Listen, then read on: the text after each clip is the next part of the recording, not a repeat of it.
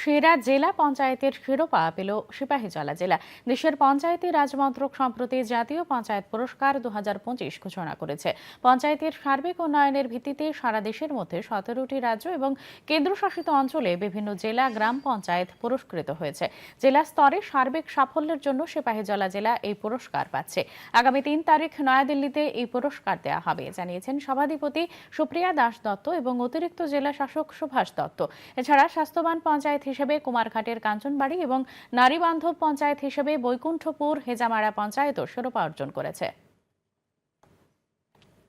Advancement index तो 2.0, उसमें हम हमारे ज़िला का जो 174 जीपीबीसी है सब पार्टिसिपेट किया है।